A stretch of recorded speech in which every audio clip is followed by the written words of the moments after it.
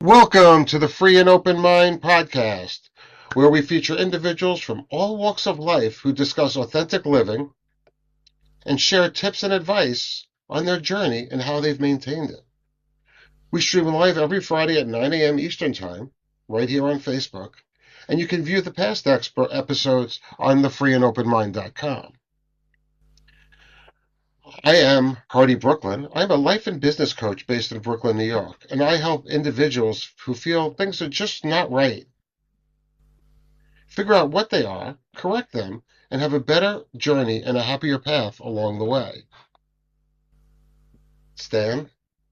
Hi, Hardy. Yes, I'm Stan. I am a moving forward and goal success coach from Perth, Western Australia. And today we're joined by a very special guest, Paul. And Hardy's going to do the next bit for us. So today we were visited by a life coach, a human being, an amazing person that's been on this journey since he's been a teenager. And we'd like to introduce you to Paul Lennander. I hope I got that right, Paul. Close, close. Paul Lennander. Lennander. Lennander. Um, and he's going to talk a little bit about his journey today, and we're going to ask him some questions. And if we don't have enough time today, we might pick it up in the future, but I'm pretty sure we'll be able to get this wrapped up in about 25 minutes. So those that are listening, hope it's not too long for you. And I'm going to just kick it right off. So, Paul, why don't you tell us a little bit about your journey and how it started as, when you were a teenager, when you first thought about what it would look like to come out back in those days? Yeah, I think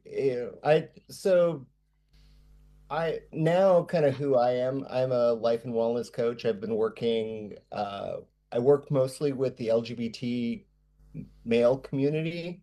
I work kind of working to figure out how they can develop a life that's genuine, a life that's happy, and a life that's true to themselves. Um, I started out life a long time ago where I knew at quite a young age that I was gay.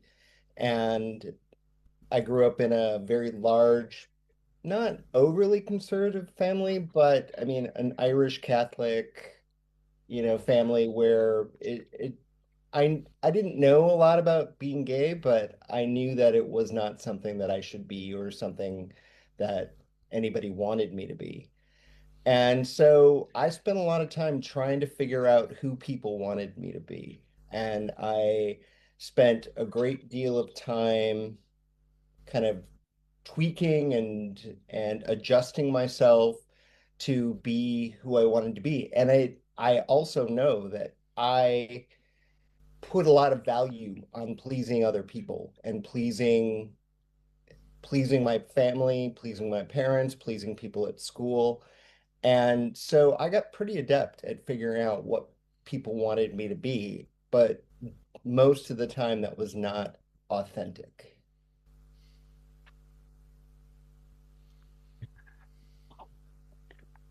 So, being like most of us in the world that grew up in the past, I guess, um, a lot of us were under a lot of pressure to be things that were not our authentic selves. I was under pressure to have, either a government job or a union job or something that was, either connected to the mob or supporting the mob because that's what everybody in my neighborhood grew up doing. Like I was the first one that didn't get a government job, was an accountant or a lawyer for the mob or worked for the mob. And I see how much that affected those relationships moving forward. Mhm. What kind of advice would you give to people, or what did you think that you used to prevent all of those relationships from going negative or going disapproving? So I think that one of the biggest t tips that I have is a tip in hindsight, is that once I did become authentic and who I truly was, people were able to embrace me. People embraced me in a way that I never expected. Um, my father, for instance, he was a fireman, he was a football player, he was somebody who, was a man's man. And I grew up just absolutely thinking that he would disown me if he found out that I was gay. And he, the one, the day that I told him, which was at 28 years old. So it was like a little bit late, but it was genuine. He cried for a few minutes. My mother said he's crying just because he loves you, honey. And he went to the bathroom, he composed himself, and then he came out and asked me if I had changed my oil. And after that, it was because that's what he talked about. He talked about the cars and uh, you know, kind of just life maintenance. He didn't get too deep. Uh, but but he was super accepting of me after that, and he loved my son. I adopted a child um, when I was about 35 years old, so about 7 years after I had first come out. And my dad just loved him and was very accepting of him and very accepting of me as being a parent. So in hindsight, kind of the advice that I would give is give some people the benefit of the doubt, because I think that people might surprise you at their ability to accept you being authentic.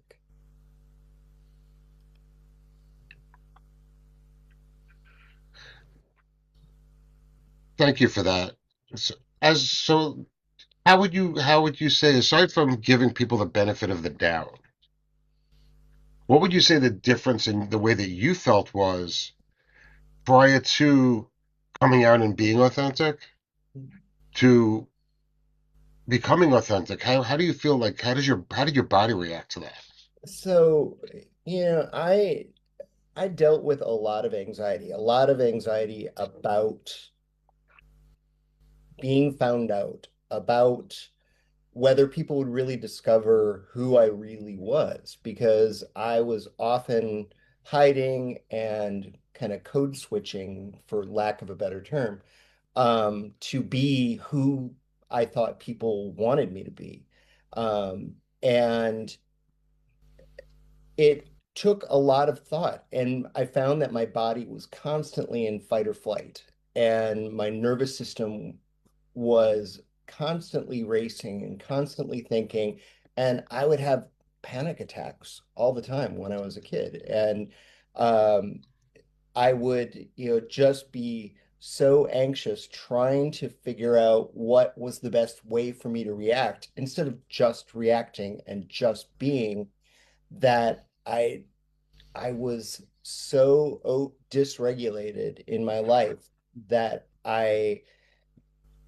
you know, it just made me constantly feel so uncomfortable and so anxious that I just sometimes just hated life and wanted to isolate myself and wanted to be away from everybody.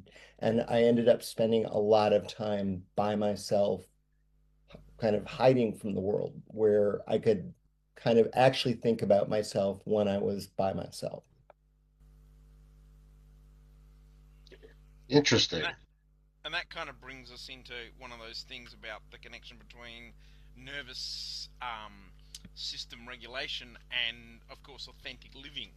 So, Mhm. what sort of things do you do? Because I noticed that's one of the Right. things that you help your um, GBTQ people sort out.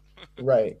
Yeah. So one of the things that I discovered kind of later in life is I became a certified breathwork facilitator. So that means, I really tried to understand how breath work kind of helped the nervous system, help regulate the nervous system.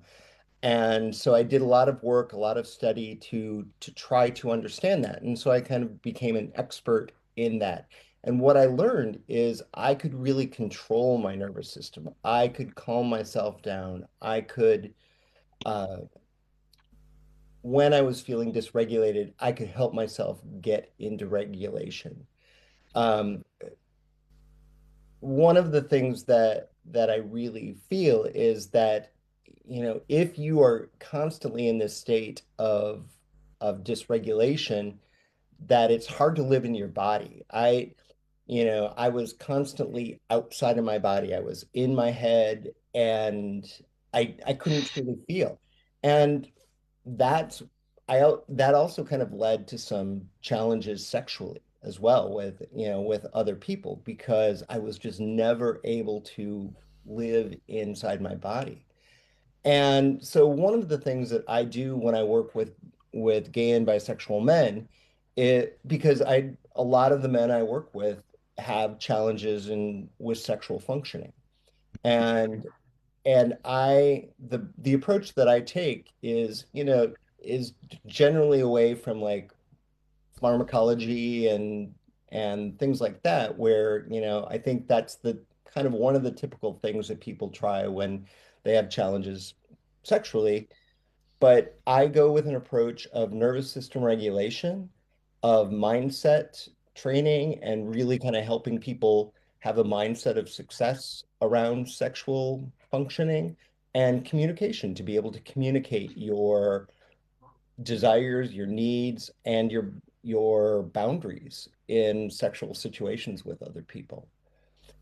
I think that the nervous system regulation piece is the biggest piece because the nervous system, your anatomic nervous system, your sympathetic and parasympathetic nervous system are so greatly connected to your sexual functioning. They are connected to your ability to have and maintain an erection. They are connected to your ability to ejaculate as a man. And in order to be able to gain some regulation around your sexual functioning, you have to have some control and some connection to your body and to your anatomic nervous system. I would definitely agree, and especially someone that's had myself a lot of because I wasn't living my authentically, and I was this big executive that operated in the 0.01% world of America, and nobody liked me because I'm me. um, and now finally, I mean, this is actually now 10 full years later. Um, they were finally using the doctors are actually using breathing for me to regulate shoulder pain. Hmm. And they've kind of figured out that a lot of it, like a lot of what I was holding in my sexual area. Hmm. So just doing exercises to stretch out that area with deep breathing has seen probably a 40% improvement in my shoulder health, That's great. which I would have never thought. Like, Mhm. why stretching my groin is going to fix my shoulder? Right. But I've seen a major, and they've also taken me off of most of my prescription drugs Mhm. and moved me to a blend of turmeric, ginger, garlic, and things like that Mhm. that really has, with the breathing, has had a much better outcome. Yeah. Yeah. Well, the anatomic nervous system really has control of all your body. And I think that your sexual function and kind of how that all works together. I I I do a part in I do education as part of my coaching as well. And um one of the parts of the training that I do is the anatomy and physiology of the male sexual function. And I always say that this is the sex education that you should have gotten when you were 14 years old, because generally the sex education you got was for who they wanted you to be, not who you were. I would agree with that.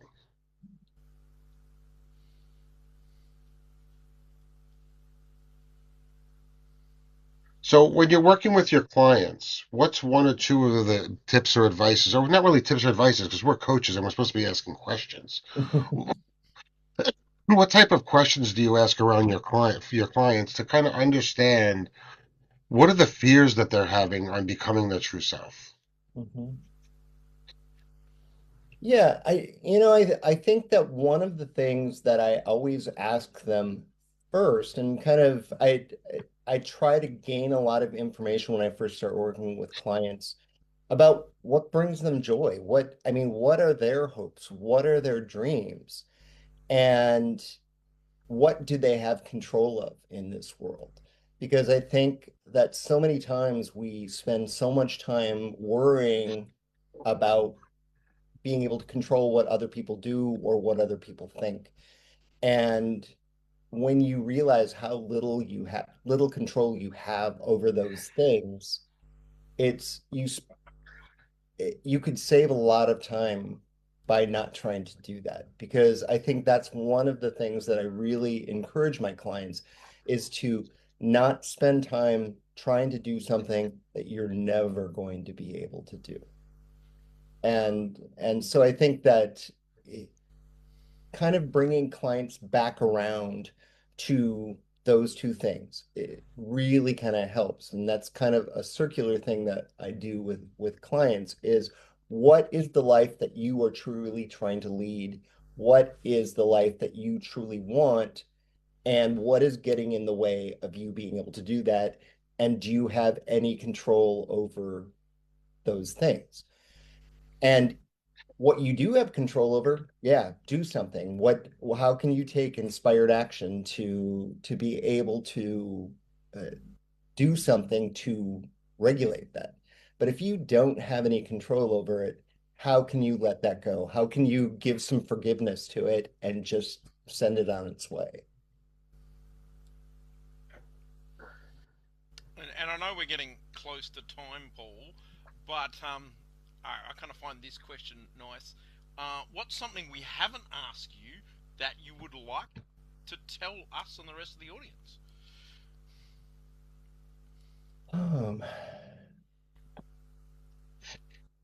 I think that the biggest thing about living an authentic life, and I definitely understand that, I have some age behind me, but if I had learned some of these tips that I have right now when I was a younger man, it would have saved me so much time.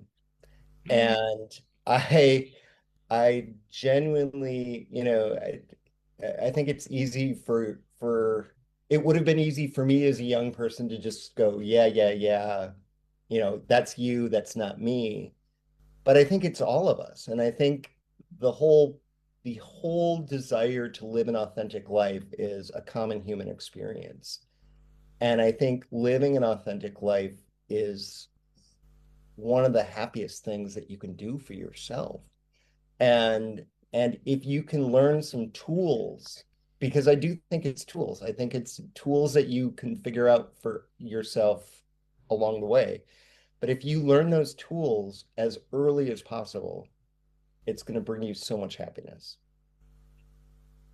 And the one tool that I think that we discussed today that I think that everybody really wants to think about doing a little research or reaching out to either Paul, me, or Stan about is the breath side of it. Because the breath regulation makes a very big difference, and the type of breathing you do makes a big difference. And one of the things that I'm going to leave this discussion on is when you're thinking about your breath, think about the exhale being just as important, if not more important, than the inhale. And you want to make sure that when you're exhaling, it's at least twice as long as the inhale. Because those are the things that are really going to help regulate that central nervous system and be able to ground you and bring you back down to space. And And and if I can add with that too, generally I recommend breathing in through your nose and out through your mouth. I think those two kind of systems working together really help with the breath too. But I agree with Stan, or as well, that uh, or I agree with Hardy that that breath is so important, and that is a big thing that I would recommend people focus on. and the one thing I would recommend after that is once you've got that settled, try to do a full Asian squat while you're doing it. Because for me, going back to the child in me, and sitting like the child in me, and crawling like the child in me, has with the breathing has done more than months of PT, months of doctors, and months of drugs. I mean, my progress in the past 3 weeks is probably equivalent to the last 5 years. So remember, your body is there to heal itself, but you've got to be in a state of calmness and you have to be balanced on your nervous system. Any last or final messages, Stan? No, I think we covered most of it. Paul, on the exit, if you would do us a great thing and speak very slowly and tell people how they can find you and how they can reach out to you. Sure. So my website is inspiredaction.org. On Instagram, you can find me at Inspired Action Atelier, and in Facebook at Paul Lennander Life and Wellness Coaching. I am Hardy Brooklyn. I am a life coach from Brooklyn, New York. You can find me at boxofrain.com. That's BOXOFRAIN.com on the internet. Any place else you'll be able to get to from there. Stan, close it out. Yep, I'm Stan. You can catch me at coachingwithstan.com.au, and especially thank you to Paul for dropping in and having a chat with us. Thank you, Paul. You're welcome. Thank you.